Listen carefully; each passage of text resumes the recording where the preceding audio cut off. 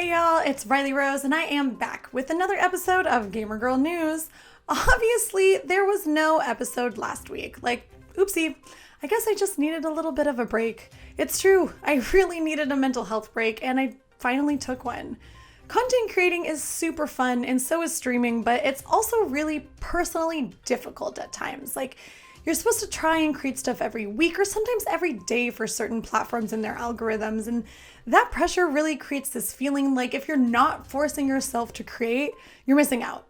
You're missing out on new followers, new subscribers. That big break in viral video was just about to happen, but because you took some time off, now it never will. Truly and honestly, that's how it feels up here sometimes.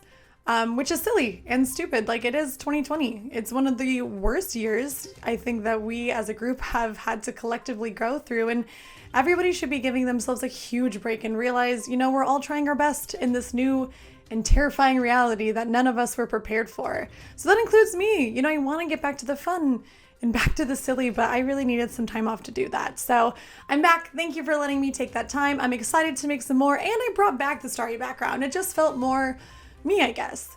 So with that being said, Gamer Girl is back, and as always, there's lots to talk about when it comes to video games, so let's just jump on into it, shall we?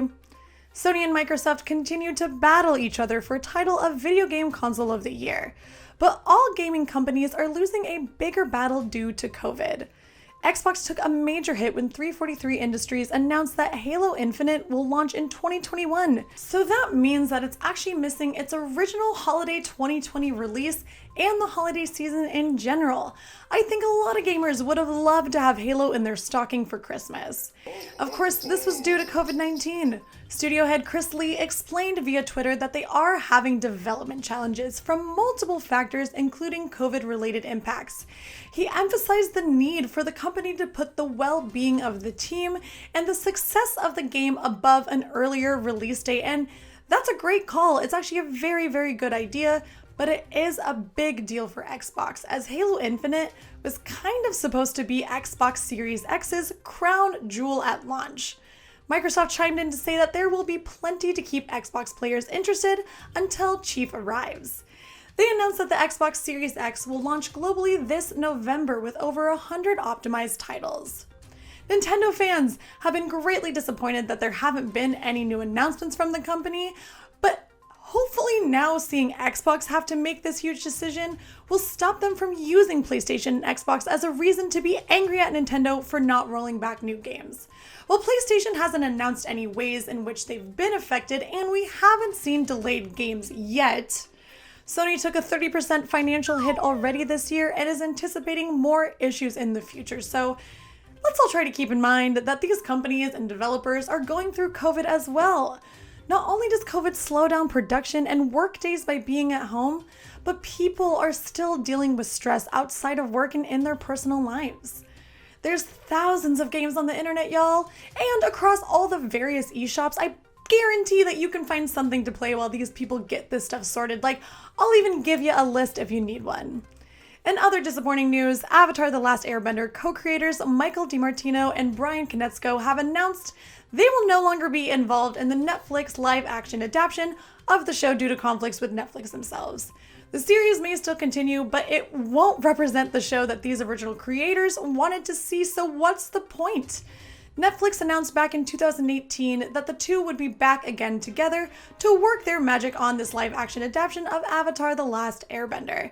Fans were thrilled by this, and we were hoping that, maybe this would right the wrongs that M. Night Shyamalan Ding Dong's film cursedly brought upon this earth. My name is Ong. Both DiMartino and Konietzko confirmed that they were leaving because Netflix just didn't give the team enough support, leaving them with creative differences that just could not be resolved. Take a moment to read both their statements. There is a small glimmer of hope that we can all desperately hold on to. Both creators have confirmed that this is not the end of their work on Avatar, and they look forward to continuing the story of Aang, Korra, and their friends in future works. There are still graphic novels available, and at this point I guess I'll just have to buy and read them because we will never get another Avatar show that continues the story we all love, but captures the same spirit that made the series so great. clearly that's never going to happen. So y'all know that I absolutely adore and love Avatar, so this makes me very sad. I just want more from the Avatar series. I want to know more about all those characters. It's just that good. In hilarious gaming news, Rockstar's Red Dead Online is all sorts of broken for players. Cow gamers all over the world are reporting creepy, mysterious bald men as the only NPC on the map. Others are reporting completely deserted maps, and some even have seen horses fly. The glitch seems to be coming from the game's recent 1.21 title update. Rockstar has heard a ton of complaints from low animal spawn counts, alligators literally raining from the sky, and carts that rival even E.T.'s famous moment. Honestly, they should just have a separate chaos server that allows players to continue to play like this. If you're trying to play the game, it sucks, but otherwise it's kind of hilarious. Rockstar did say that they are aware of the issue and currently developing fixes to address the problem, but I just don't think that they should. I'm not sure if it's fixed by now or yet, but I truly hope not. And you've probably seen some stuff about this next game all over the internet. Picture this, if you will. About 60 pill-shaped stubby competitors are fighting through a series of moving rounds, falling fruit, and mountains of goo. If you don't know what I'm talking about, hopefully you are picturing something close to the brilliance of Fall Guys. This battle royale phenomenon has swept the gaming sphere. If you've been a little intimidated to jump into the battle royale world of Fortnite, this is actually a game that anybody can play. It's just pure fun. The colors are bright, the physics are absolutely goofy, and the games you play are seriously enjoyable. It's actually free for PS4 players with the PS Plus subscription and available on Steam as well. And seriously, I really recommend it. Like, think of this as an informal Riley Rose review. I give it a 5 out of 5 stars. Alright, last time I did do a Gamer Girl episode, we talked a little bit about Analogue's Pocket, a new and chic portable gaming console that can play the entire library of Game Boy Color, and Game Boy Advance games out of the box. For more information on this system, we're going to go to our tech expert, Winifred. Winifred, are you on the other line? Well, howdy, Riley. I am here today to talk to you all a little bit more about this little technology doodad. But first, I'm sure everybody's out there wondering, who is this Winifred lady? Well, that's Dr. Winifred Tech to you, and I'm just saying that I've studied under Dr. Mantis Toboggan, MD, #1 man in the nation. So pretty sure that's all you need to know about my experience with technology. Now, I know many gamers are wondering, is this little Analogue Pocket actually gonna be worth the money? And I am here with a little more information to break it down for y'all so you can make that decision yourself. As Riley did explain, the Analogue Pocket can play any GB, GBC, or GBA game out of the box.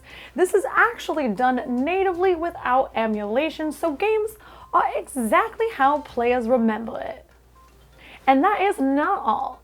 The Analogue Pocket can also support Sega Game Gear 8-bit games, the SNK Neo Geo Pocket Color games, and Atari Lynx games as well through adapters.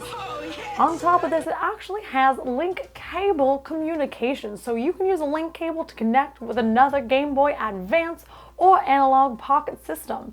Your first ever starter Pokemon could be traded on this thing. So how exactly does this whole thing work?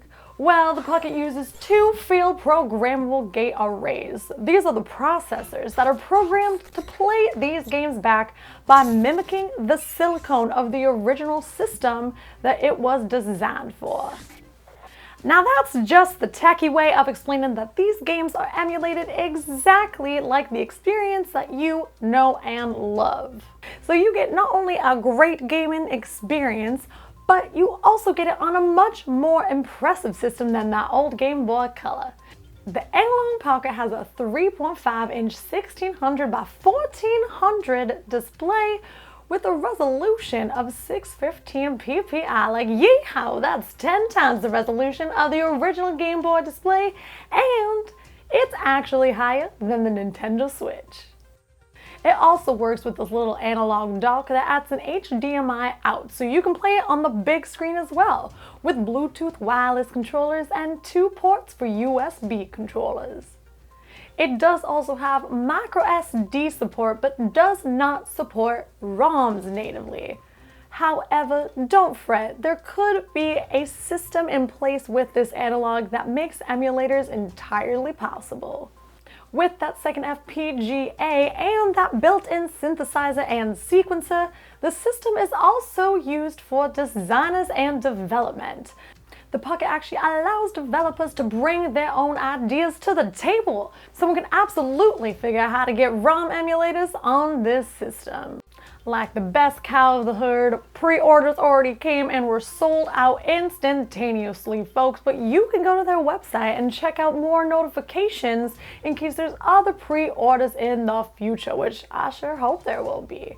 And for $200, I actually think that this system is going to be way worth the money for any retro gamers who just need somewhere to play their favorite old games.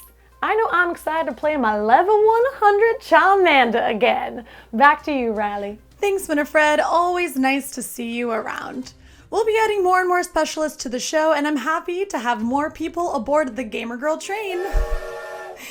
In positive and absolutely adorable video game news, Animal Crossing continues to delight, amaze, and inspire creativity. Check out this TikTok that user Sugar Geek Show made. Not only is this an absolutely beautiful cake, but it was for her daughter's 6th birthday. We love parents who support the future generation of gamers. This is a really beautiful cake, and I desperately want to taste that gelatin water stuff. I'm assuming it's some sort of bouncy jelly thing, but honestly, I don't even know what it could be.